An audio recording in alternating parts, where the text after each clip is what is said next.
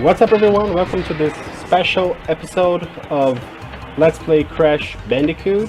The very last episode of this Let's Play, we're playing the original 1996 game. And now we're gonna go to the secret areas and get the 100% ending. So, you know, let's get started. So we're here at Lights Out, the first level that you revisit on the game, and as you can see, the yellow gem is right there. If I'm not mistaken, we got the yellow gem from the lab. So let's go on this journey with the yellow gem.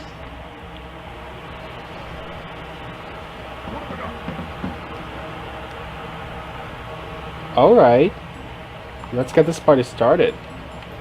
1, 2, 3, 4, 5, 6, 7. I don't need the Wumpa. I don't know why I'm doing this, but I got 3 extra boxes, which is, if I'm not mistaken, what I was missing. And boom, ended the level. So this is an easy one. With this one, we get the yellow gem. Yeah, that was the yellow gem that we used, and with this one, we get the purple gem. So you know, yay to that. Now we're back to level 2, and there's a green gem right here, so let's see where it takes us. Okay, this is not what I was trying to do. You see, there's 3 boxes and an extra lives. See, this is so cool. And then that's it. The rest of the level is the same as always, so I'll see you guys in a bit. We're here at level 3, and as you can see, there is a path of yellow gems that just takes you to the other side of the ending of the level, where there are way more platforms waiting to be explored. And when I was a kid, this blew my mind, because there is like so much level left at the ending of the level, you know, like if you don't get the yellow gem. This is like a whole new level. Well, maybe not a whole new level. I don't remember. I think it is like a whole new level. So that is wild right there. And remember, the goal is to get all the boxes. Okay, so I'm back, and I'm playing this on the small screen. Like, I didn't get the thing to do a full screen thing, mostly because I don't know how to do that. You know, the thing is the emulator. I don't know how to put the emulator into full screen mode. So I'm playing this on the small screen, and that's actually really nice, because it reminds me of when I was a kid. You know, it adds to the nostalgia factor, because when I was a kid, we had a small TV. So you see, I would play Crash in a small TV. I save state because I'm smart, you know. Anywho, I would play Crash in a small TV, a small screen, because it was easier for me, you know. It was also the only TV that I had, so like, it was more than just convenience. It was a need for speed. No, it was just, you know, I was poor. Anywho, so now seeing the game on a small screen, you know, like, I mean, technically it's on a rather big screen, but it's not taking all of it, and it reminds me of when I was a kid and I played this game for the very first time. I remember the first time I got to this level, did I mention it blew my mind? Because it blew my mind. I was like, oh my god, it's a whole new game. You know, it's amazing. I'm sorry I went quiet for a moment there. I remembered a tweet by a porn star. That happens sometimes. Like, I'll be going on for my day normally, and then I'll remember something I saw on Twitter, and then I'll be like, oh my god. Here's the thing, when Tumblr started crapping out, you know, like the porn ban and stuff, I didn't want to move to Twitter, because I wasn't a big fan of Twitter. I had a Twitter, but I rarely used it, you know. Like, my Twitter was basically like just a thingy that existed but was never used. But then, and this is a big thing for me here, Tumblr banned porn, and in addition to banning porn, Wow. Anyways, in addition to banning porn, it started banning people who didn't post porn, but they thought posted porn, and it deleted a bunch of my friends, some of whom I haven't been able to get in touch since, you know, which sucks. But fuck. When that happened and a bunch of people left because, you know, they didn't have fun at Tumblr anymore, Tumblr wasn't fun for them anymore, so a bunch of people left, and Tumblr got kind of boring. I'm not saying I was there just for the porn. I'm saying that not just the porn got taken away, and it sucked. You know, it's not that much fun anymore. So I'm spending more time on Tumblr, Twitter. I'm spending more time on Twitter. And that's not bad, actually. I'm kind of enjoying Twitter, especially because I never realized how easily it is to keep tabs on all of your favorite porn stars. All of your favorite porn stars are on Twitter. So, like, I'm keeping tabs on all of them. Anyways, this gave me a clear gem. So now let's skip to the next special area. We're at upstream now, and we're about to enter one of two hidden areas. You know, this one isn't that big of a deal, but I figured I'd show it too because I'm showing everything. Okay, let me just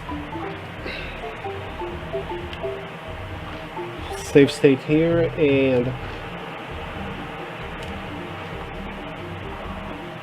yeah, this is basically it. Let me just, you know, we're once again back to upstream for the second hidden area. This one's a bit more tricky, so, you know, here it is.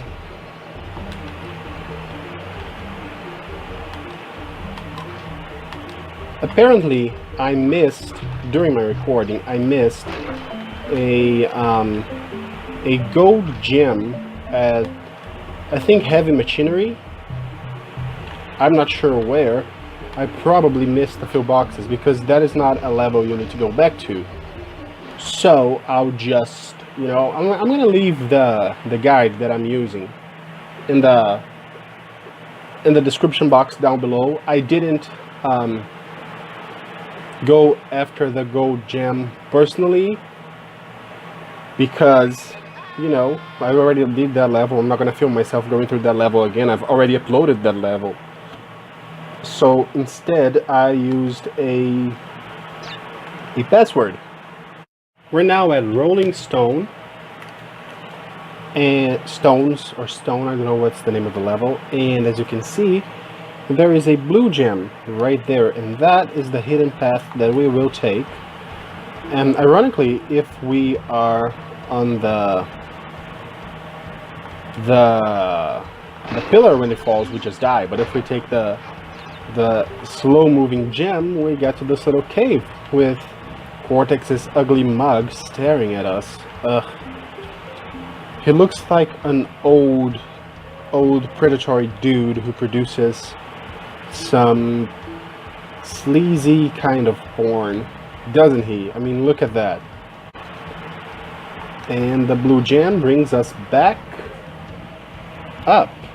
So, and we're now at Native Fortress, about to enter the hidden area I like to call Crash's Mommy, I Wanna Be Mario level, because he's gonna go up these pink platforms and they will bring us to this jumping box that will bring us to that jumping box, you know, assuming we can hit the jump, assuming we're not too busy trash talking Crash. But okay, look, I love that background. Look at that, the two islands, you know, the trees, the freaking, yeah, this is why I call it the Crash's Mommy, I Wanna Be Mario stage, because he's walking on the clouds like in those old school Mario levels. You know, I don't know about the new games, I don't have a Nintendo now, but look at that, just look at that. The beautiful background, isn't it amazing? It really is amazing. Okay, this is gonna be a pain in the ass, but it has to be done because I need all the boxes. So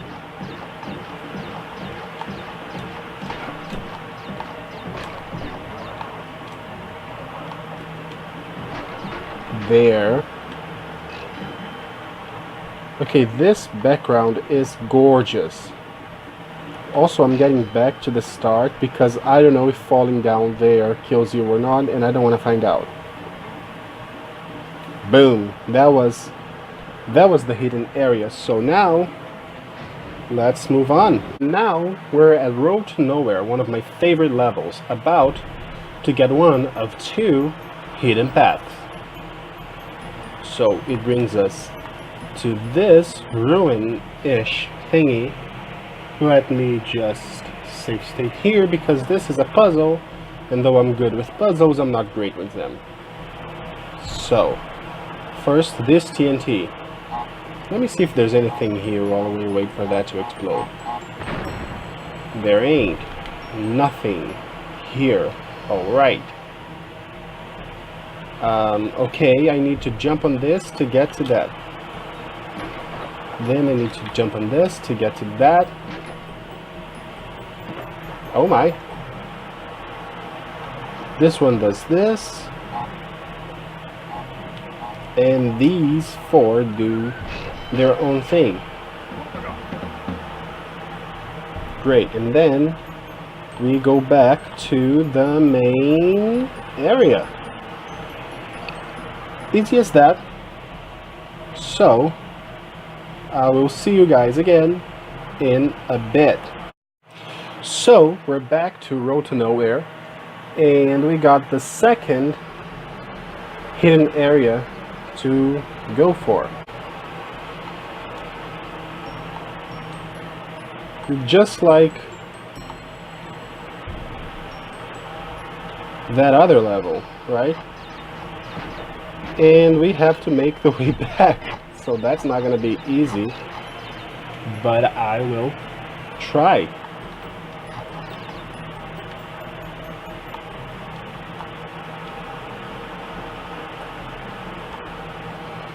Okay, so let's see where that puts us.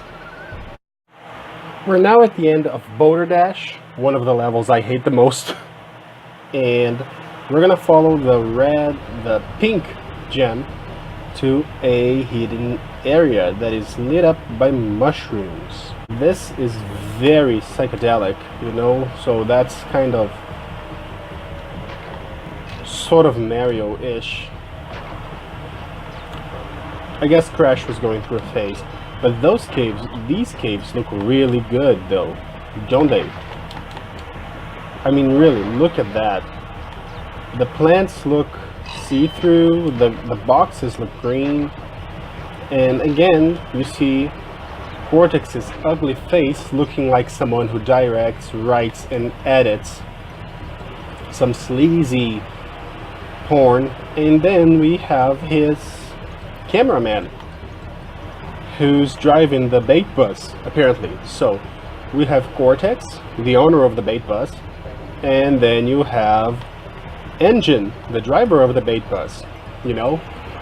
We've made it to Cortex Power, and now we're gonna take the blue gem level, area, route, whatever it is called. So there's a, oh good, I'm gonna do this on Crash Bandicoot steroids.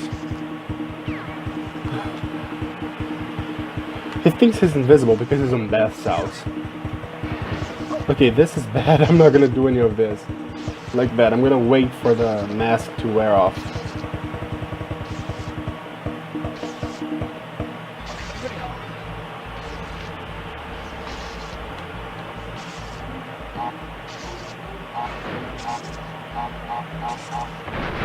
So you do this, and you jump here, and you jump here. This helps.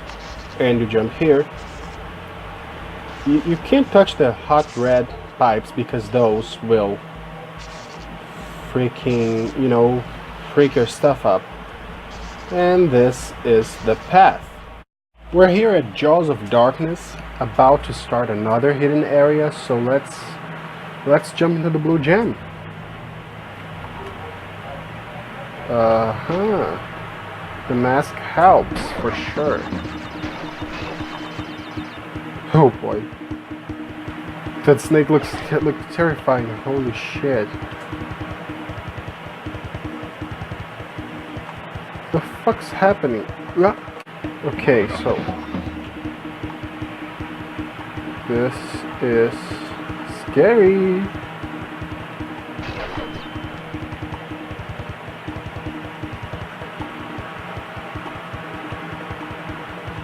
Oh god, the mask makes it worse. It really makes it worse because I'm afraid, because it affects his speed. So each jump is like a leap into faith. You know, like Crash could just fall and die with each jump. Although that is the case for every jump anyways, you know. Isn't that the truth about life itself? God, that was deep. Okay, there's a box up there, I cannot forget it. And I need to run away from the explosion. Every time I say run away, I'm reminded of that Carly Rae Jepsen song, which I love so much. You know, that Run Away With Me, it's such an iconic song. You know, the way she goes, it's amazing. And that was it. That was the blue gem path. Now back to the final hidden area. You guys have already seen it, but I figure I'd show it again in this video because, you know, it's the whole thing. There's 27 lives in here. That shall bring us to 90. And then you go down here and you just skip the whole level. Like that. Isn't this cool? This is the best. Okay, so this is the Great Hall, the level that I told you before that, you know, we couldn't access because we didn't have 100%. So let's go for it. Let's see the 100% ending of this game. I don't think it has any boxes in it, you know. I'm not gonna 100% the game with 99 lives, but I'm gonna have 90, and that's close enough for me. Look at there, some Tona pick in the wall. I think Dr. Dr. Engine, or I don't know his name, Neocortex. Jesus Christ, they named 3 different villains. I think Dr. Neocortex might be a furry. I'm absolutely serious right now. He kidnapped a female Bandicoot who, let's be real, has the body of an adult movie star. And he has pictures of her hanging on his castle. And she's dressed like, you know, like a woman who is comfortable with her own sexuality. And Neocortex wants to give her. Dr. Neocortex is a furry. And Crash reached her. Crash, is it still yiffing if Crash is also a Bandicoot? Anyways, they're flying off into the moonlight together. And he's very, very happy with his hand up. And they're flying off in a bird. And then we got the happy ending. Papu Papu sold the ruins of the castle and used the proceeds to open a big and tall shop on the island. Nice! You go, Papu Papu. After intense therapy and 8 years of higher education, Dr. Rue went on to write the well-received book Through the Eye of the Vortex, a study of rapid evolution or whatever. Koala Kong moved to Hollywood and landed a motion picture deal with Universal Proportions. Ha! Universal. Currently, he is working with a speech therapist to improve his diction. Oh my god, his Schwarzenegger. That's it, his Schwarzenegger. I love it. Pinstripe moved to Chicago, where he now owns and operates a citywide sanitation company. Ha! Mobster. He is saving money for his upcoming gubernatorial campaign, something like that. After the disappearance of his mentor, Dr. Nitrous Brew, who discovered his first love, tanning bar. Oh, good for him. I hope he doesn't make anyone green. you know. Who else? The world has heard nothing more of Cortex since Crash foiled his plans, but evil geniuses are harder to squash than cockroaches. And Crash is flying away with his girlfriend. Look at her breasts jiggle, that's insane. Someone actually took the time to animate her breasts jiggling. I'm telling you, someone in the production of the very first Crash Bandicoot game is a furry. I don't know who is responsible for this, but someone is a furry. A big furry at that. Someone wants to yeef Tawna Bandicoot. And whoever it is, I think they got fired because she never shows up again. So, you know, a moment of silence for the furry video game designer who got fired from Sony. Let's hope he managed to get a better Sony and or Naughty Dog. Let's hope he managed to get a better gig elsewhere where he is allowed to let his freak flag fly.